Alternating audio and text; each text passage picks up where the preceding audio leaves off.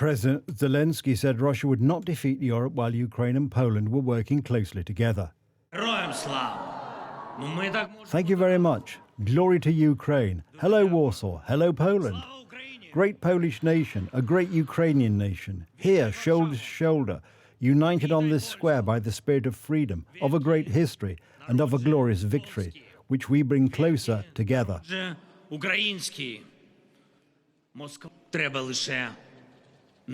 We just need not to stop in solidarity. When the battle requires artillery, it should be provided. When victory requires tanks, their roar should be heard on the front line. When independence requires air forces, we should not pay attention to how Russia will react to aircraft in our country. We shouldn't think about which number looks safer next to the letter F, 16 or some other. It is worth acting in the same way as your leadership has proved itself in the tank coalition. And I believe it will also prove itself in the aviation coalition, because there is a battle for freedom, and it is impossible to win it partially.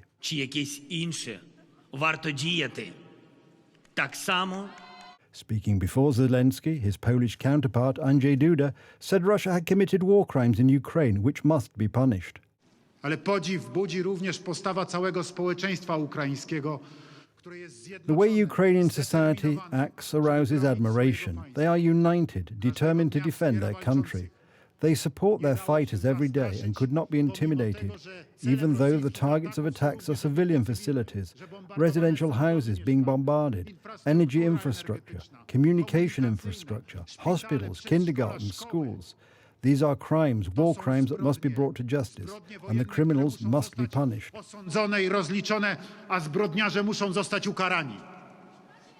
Poland has become one of the first countries to join the aid effort for struggling Ukraine. According to the border guard, nearly 11 million refugees have arrived in Poland since the 24th of February 2022. Also, thanks to the efforts of the Polish government, an armoured coalition was formed, thanks to which Leopard 2 tanks arrived in Ukraine. President Duda highlighted Poland's support for Ukraine in yesterday's speech.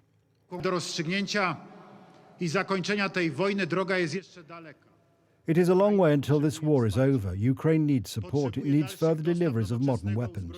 Poland was and is one of the leaders in this support. We know very well that who defends its house, who defends its nation, who defends its citizen villages, who defends its citizens need immediate help. There is no time for waiting. Ukrainians were happy to see their President Vladimir Zelensky speak at Warsaw's Royal Castle during his visit to Poland.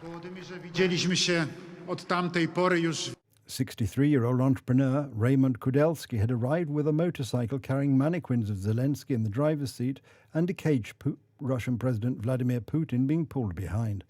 Kudelski said he was symbolically driving Putin to The Hague to face trial for alleged war crimes. I arrived here with one president and one bandit. I brought Putin in a cage to drive him to The Hague.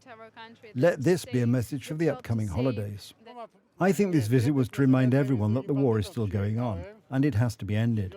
But we can end it only with the help of allies, and with the help of weapons, of which we do not have enough. Also to remind Ukrainians and Poles that this war is going on, and help is needed. Yes, his words are very supportive. So to hear it live, these words of support, is very valuable for us, and we came much earlier, and it was worth it. Ukraine, which hopes to launch a counter-offensive in the coming weeks or months, wants to secure advanced fighter jets such as the US F-16 from the west to help fight back Russian invaders and defend itself from airstrikes.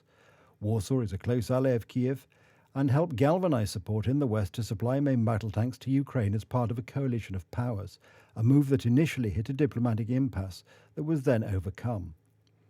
Presidents Duda and Zelensky announced the creation of the so-called Polish-Ukrainian Treaty. This will be a document that will legitimize cooperation with Poland's eastern neighbour. President Vladimir Zelensky's visit was widely covered by media around the world. Portugal's SIC TV said that Poland gave Ukraine everything it could, both in humanitarian, political and military terms.